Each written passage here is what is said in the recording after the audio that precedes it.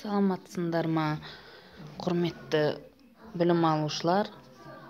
Бүгінгі біздің сабағымыз 8-ші сыныпқа, тақырыбы жануарлардың көбею формалары, жыныссыз көбею типтері, жынысты көбею. Оқу мақсаты: жануарлардың көбею тәсілдерін салыстыру. Сабақтың мақсаты: оқушыларға көбеюдің тірі ағзаларға тән қасиеттері мен түрлері, оларға жынысты және жыныссыз көбею жолдары мен ерекшеліктерін түсіндіру. Көбею жалпы тірі ағзаларға тән қасиет. Тіршілік иелері әртүрлі жолмен көбейеді. Оларды екі топқа біріктіреді: жыныстық және жыныссыз көбею. Көбеюдің ертерек пайда болған түрі жыныссыз көбею. Ең алғашқы бір жасушалы ағзалар, бактериялар, прокариоттар жыныссыз жолмен көбейген. Жыныссыз көбейгенде жыныс жасушалары, гаметалар түзілмейді. Жыныссыз жолмен көбею формалары және олардың сипаттамасы: қарапайымдылардың бөліну, біртұтас ағза ретінде бактериялардың көбеюі. Жануарлардың жыныссыз көбею түрлері, яғни бір жасушалылардың негізгі көбею жолы митоз немесе бөліну жолымен жүзеге асырылады. Амеба, жасыл эвлена сияқты жәндіктермен бірге өсімдіктерден хлорелла, хламидомона да осы жолмен көбейеді. Бөлшектену, стробиляция дегеніміз ересек ағза денесінің жеке бөлшектерге бөлінуі. Бөлшектер қажетті ұлпалар мен мүшелері бар дененің бөлігі. Бұл ағзаның толық қалпына келуін қамтамасыз етеді. Яғни бөлшектену үдерісіне аналық ағза алдын ала дайындалады. Осындай жолмен ішекқуыстылардан полиптер, кейбір жалпақ құрттар, теңіз жұлдыздары және кейбір буылтық құрттар көбейеді. Мұндай жолмен пайда болған жас ағзалар толығымен аналық ағзаның көшірмесіндей болады. Бүршіктену ішекқуыстыларда полип сатысында бөлшектенумен қатар бүршіктену де жүреді. Бүршіктену кезінде аналық ағзада бүршік түзіледі. Содан соң дененің осы бөлігі оқшауланады. Онда қажетті жасушалар мен ұлпалар түзіледі. Жануарлардан ішекқуыстылар мен губкалар осылай көбейеді. Яғни суретте көріп отқандай бүршіктену аналық ағзадан бүршіктеліп түзілетін өскін, яғни жыныссыз жолмен көбейеді. Бұл жерде гидраның бүршіктену арқылы көбеюі және де ішекқуыстылардың көбею жолдары көрсетілген. Яғни бүршіктену көбеюді бүрмелену деп те атасақ болады, немесе үзбелену. Фрагментация бұл ересек дарақтардың жеке үзбелер арқылы көбею жолы. Ішекқуыстылар, жалпақ құрттар, теңіз жұлдыздары және буылтық құрт полала жатады. Көбею, яғни біз осы уақытқа дейін жыныссыз көбею түрлерімен таныстық. Ендігі жынысты көбею. Жынысты көбею дегеніміз аталық және аналық дарақтардың қосылуы, яғни ұрықтану пайда болады. Ұрықтанған жас жасушаны зигота деп аталынамыз. Зигота эмбриология жолымен, одан кейін онтогенез жолымен көбейеді. Жынысты көбею жыныстық жолмен көбейгенде гаплоидты хромосомалы гаметалар түзіледі. Бұл жыныс жасушалары ұрықтану үдерісіне қатысады. Табиғатта партеногенез және өздігінен ұрықтану сияқты көбеюдің ерекше түрлері кездеседі. Партеногенез дегеніміз ұрықтанбаған жұмыртқа жасушасынан ұрықтың дамуы. Бұл кезде ұрықтану үдерісі жүрмейді, яғни гаметалар қосылмайды. Аталық жыныс жасушалары сперматозоидты алып, бұл үдеріске мүлдем қатыспайды.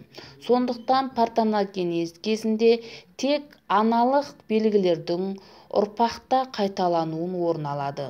Жануарлардан осындай жолмен паразит құрттардың дернәсілдері пайда болады. Паразит құрттардың аналықтары иесінің ағзасының ішінде болғандықтан ол жерде аталықпен қосылу мүмкіндігі жоққа тең. Аналық ағзада дернәсілдері ұрықтанбай-ақ пайда болады.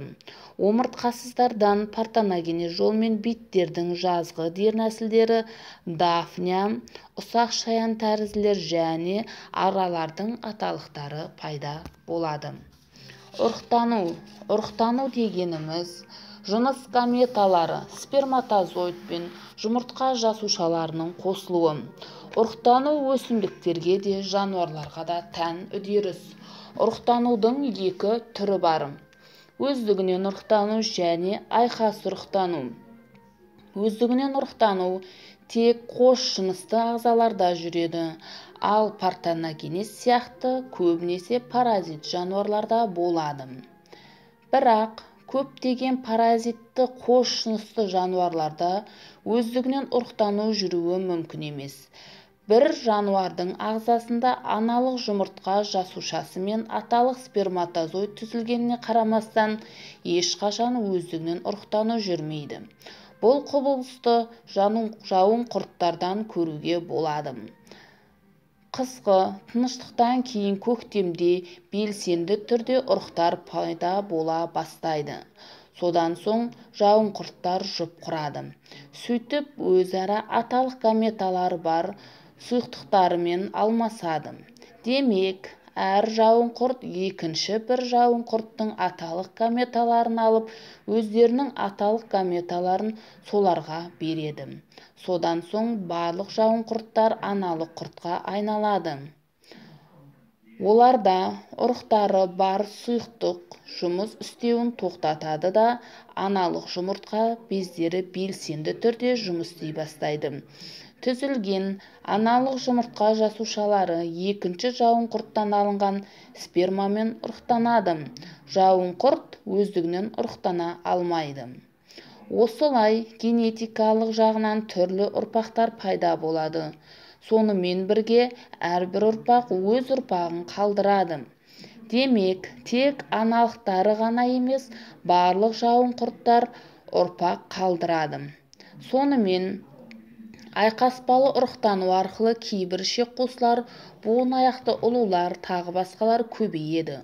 Омыртқалы жануарлардың ішінде қос жыныстылары өте сирек кездеседі, ал олардың өздігінен ұрықтану мүлдем мүмкін емес. Жынысты көбеюдің мәні: бірдей емес ата-аналық ағзадан жаңа қасиетке ие болған ұрпақ пайда болады. Барлық тірі ағза даму барысында осы мақсатқа жетуге ұмтылады. Олай болса, білім алушылар, біз көбею түрлерімен таныстық: жынысты көбею және жыныссыз көбею. Жынысты және жыныссыз көбею тақырыбы бойынша білімімізді жүйелеу және қорытындылау мақсатында тапсырмаларды орындаймыз. Ғажайып алаң тапсырмасында, яғни бұл жерде бактерия, гидра, ішекқуыстылардың көбеюі берілген. Бұл жынысты көбеюге жата ма, әлде жыныссыз көбеюге жатады ма? Келесі тапсырмамыз тест тапсырмасы. Ұрықтанбаған жұмыртқа жасушасы қандай жолмен көбейеді? Дұрыс жауабын айтайық. Гаструляция, гаметогенез, партеногенез, сперматогенез, овогенез. Келесі тапсырмамыз. Партеногенез туралы мәтіннің 3 дұрыс жауабын табыңыз. А. Жыныс жасушалардың қосылуы. Б. Ұрықтанбаған жұмыртқа жасушасынан ағзаның дамуы. В. Бөлшектену. Г. Табиғи және жасанды болуы мүмкін. Д. Кейбір өсімдіктерде, омыртқасыздарда және сүтқоректілерден басқа омыртқалыларда кездеседі. Осы жердегі 3 дұрыс жауапты табамыз. Келесі тапсырмамыз сәйкестендіру тапсырмасы. Жыныссыз көбею негізі, бүршіктену, митоз, миоз, яғни көбею түрлері берілген. Осыларды бір-бірімен сәйкестендіреміз. Ішек қуыстыларда полип сатысында бөлшектенумен қатар, аналық жасушадан түзілген екі жас жасушаның хромосома саны өзгеріссіз сол қалпында сақталатын үдеріс. Аналық жасушадан 4 жасушаның түзілу үдерісі митоз болып табылады. Олай болса, көбею тақырыбы бойынша үйге тапсырма: тірі ағзалардың көбею түрлері. Қосымша оқуға арналған материал 188 беттегі.